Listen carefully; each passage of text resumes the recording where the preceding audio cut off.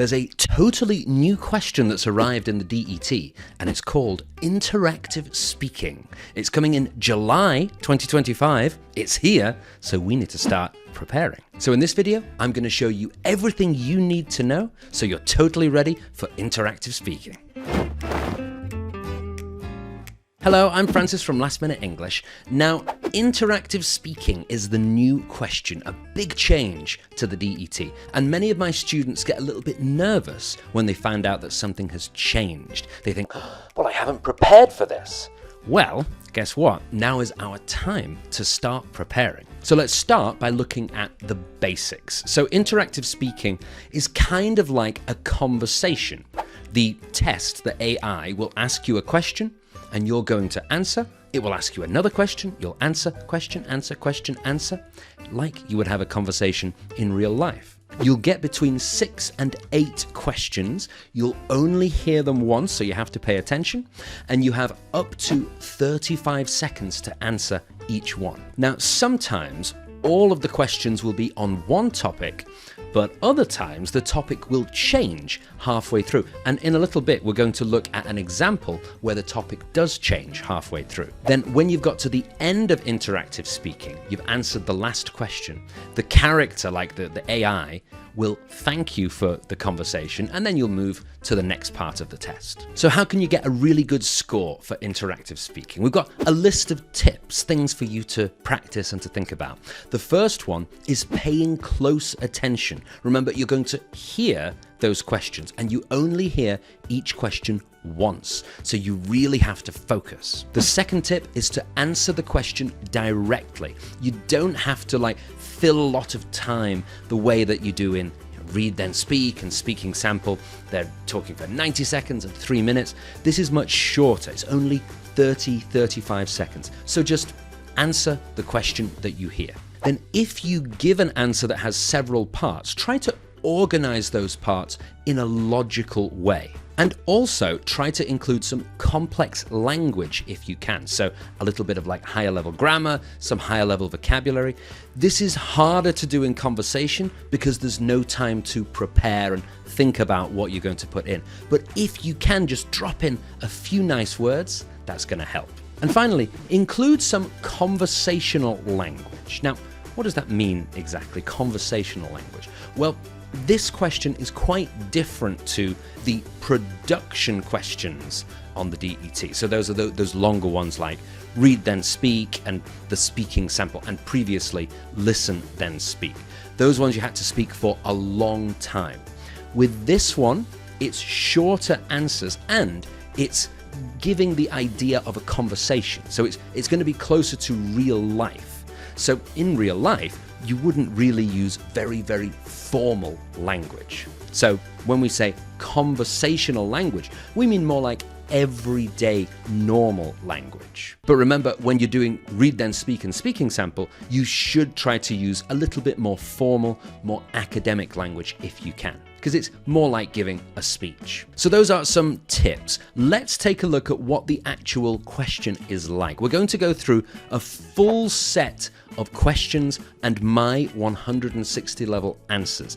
But we're going to stop along the way and talk about why my answers are 160 level. So we're going to go through and we'll listen to a question and then we'll hear my 160 level answer. And for the questions, this is a good first chance for you to practice. So you only hear the question once, really pay attention.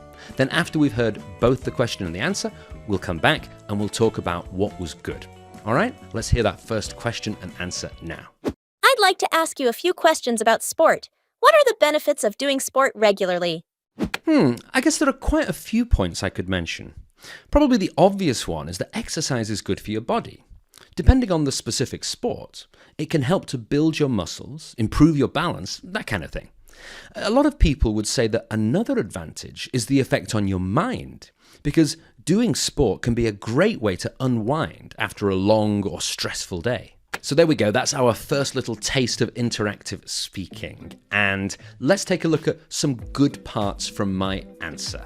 So the first one was that I used some synonyms of the question. So the question asked about sport, and in my answer I used exercise. And those two words are the same. Synonym means words that have the same meaning or a very close meaning. Okay, so the question said sport. I used exercise to answer. I'm showing my good vocabulary. And then the question used the word benefit, and I've used the word advantage to answer. Again, it's a synonym.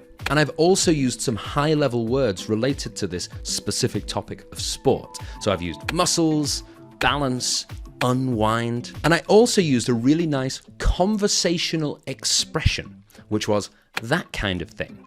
So that's it's not the kind of thing that you would write in an essay, but it's really good for using in your everyday conversation and here in interactive speaking. It sounds very natural. Let's move to the second question. Let's have a listen to that now. Thanks! What kind of sports do you think are the most difficult? Well, the first thing that comes to mind is something like skydiving or bungee jumping. I'd say that extreme sports like that are pretty difficult because they're both physically challenging and nerve-wracking. I guess another example of a difficult sport would be cricket. It's definitely not at all scary, but the rules seem really complex, and I imagine it takes a long time to learn how to play. So that's our second question and answer. Now, this one was good because it was very organized. So in the first part there, we saw the first thing that comes to mind is, and then we say extreme sports like bungee jumping. And then we've got a second point and we say, I guess another example is, and then we talk about cricket. So this is really organized because we're very clearly showing, okay, this is the first point and this is the second point. So it's very easy for the listener to follow our answer. By the way, if you're enjoying this video and you want to stay up to date with all of the future changes in the DET so nothing takes you by surprise, make sure you like and subscribe because we have loads of DET videos coming out every week. Let's move straight on to question 3. Thank you. That's an interesting answer. How can we encourage children and young people to do more sport? For me, there are various ways that kids can be encouraged to get active. First of all, we need to offer quality PE lessons in schools. This will ensure that they have the opportunity to experience a variety of sports and are able to choose one or two that they really enjoy. Secondly, parents have an important role to play. They can lead by example, being active themselves and showing that doing sport regularly is necessary and can be fun. So that's question 3, and here we've focused a little bit more on grammar, and I want to point your attention to one sentence in particular. It's that first sentence. So let's look at it again. It says, there are various ways that kids can be encouraged to get active. So we could say that sentence, there are various ways that we can encourage or that the world can encourage. But the important thing in this sentence is the kids. The kids are the important people. So we're changing the grammar of that sentence to make it passive. So kids can be encouraged. And that makes more sense for our answer, but it also shows that we can use higher level grammar. Now we're about halfway into seeing these interactive speaking questions, and I want to know, let me know in the comments, how do you feel about interactive speaking? Does it seem okay, not too bad? Does it seem quite scary? Let me know how you feel about it in the comments. I'm really interested to know. So we're going to move to the last 3 questions, and there's 2 things to notice here. First of all, I want you to notice that the topic is going to change. So listen carefully in question 4 for the topic changing. And I'm also going to show you my answers on the screen. Okay, so I'm going to be reading them, you'll hear me, but also you can follow the way that I say my answers. And you'll notice that some of the words are highlighted. So those are words that we stress, we put an emphasis on them. And other words we kind of say quite quickly. They're not very important, okay? So what you can do, I'm going to read each of my answers in a very natural way, and I'm going to leave a short pause at the end. And if you want, you can copy my answer. You can read it yourself and try to read it just exactly how I read it, okay? So 3 more questions and answers coming up with that short pause where you can stop and practice yourself if you want. Let's have a try now. Thank you for talking to me about sport. Now, I'd like to change topics and ask you something about pets. What type of pet is most popular in your country?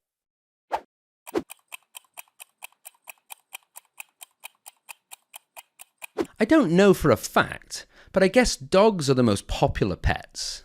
You see them everywhere you go, whether on a city street or out in the countryside. I'd say at least half the people I know have a dog, and it's not unusual for someone to have two. There are plenty of cats too, but I'd say they're probably a little less common. Yes, on balance I'd be surprised if dogs weren't the most popular pet here. I see. Interesting. What are some reasons people might choose to own a pet?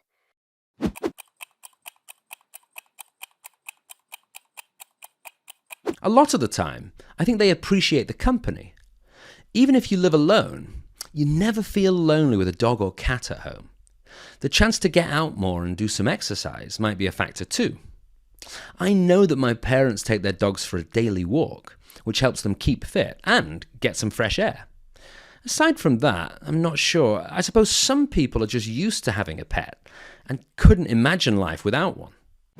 Thanks. Are there any disadvantages to owning a pet?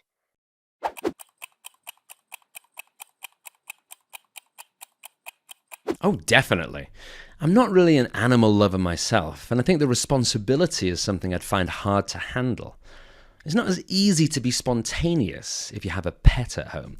You can't leave them alone too long and have to make sure they're looked after. It's expensive too, especially as a dog or cat gets older. I have a friend who spent thousands on medicine for her cat, and that's certainly something I'd see as a big drawback. So there we go. That is interactive speaking, a big change to the DET. I hope this has been useful for you. If you have any questions about interactive speaking or about anything else, whatever you want to ask, let me know in the comments. And something else to remember, interactive speaking is not the only change to the DET in July 2025. In fact, there have been several other changes, and we've made a full video about that to let you know everything that's coming. So have a little look up here, or you can find the link under the video. I'm Francis from Last Minute English. Good luck in your interactive speaking preparation, and I'll see you next time.